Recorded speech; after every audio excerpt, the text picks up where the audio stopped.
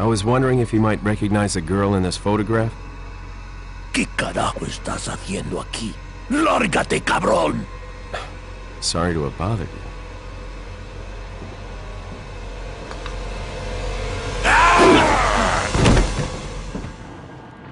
Every time there are questions. First, would a PS2 port retain the quality of the original? And then, would a version with motion control work?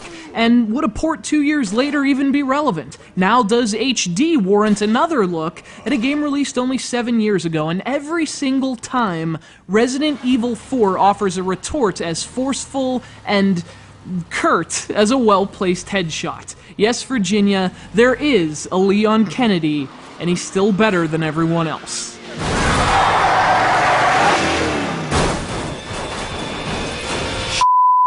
You could praise this game for a million different things and be correct on all counts. In fact, if you want to hear us do precisely that for nearly 8 minutes, watch our review of the GameCube original, but suffice to say, Resident Evil 4 is a modern masterpiece and a real landmark in contemporary game design, not to mention one of my personal favorite games of all time.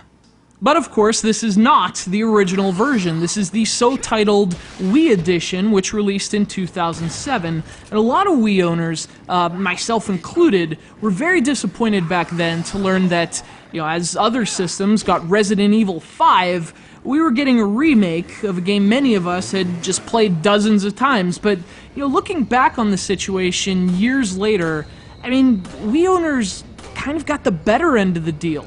This is the best version of one of the best games ever. And if you've never played it, please just do so. You play as Leon Kennedy, you're off to an isolated part of Europe to rescue the president's daughter, and you're playing one of the greatest horror games of all freaking time. And yes, I call it a horror game because Resident Evil 4 is scary. It's unsettling, it's creepy. Any number of adjectives work here, provided they denote the attributes of a horror game. Coelho. Come on, you're gonna tell me that's not scary? Well, why don't you come off it?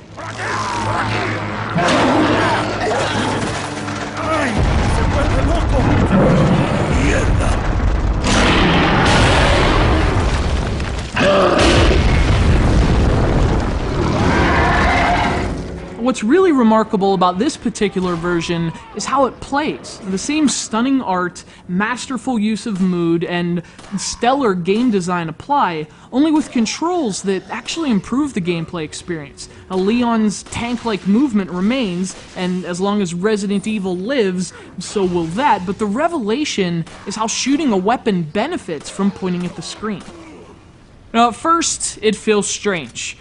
So does walking when you're a toddler, but for aiming in a shooter, the Wii Remote truly is walking to dual analogs crawling. You get used to it in minutes, and afterward, there's no going back. The accuracy, the speed, the swiftness of control, all superior. In fact, it's almost to the detriment of the game. Shooting your enemies in the face has never been easier, nor has shooting those damn birds.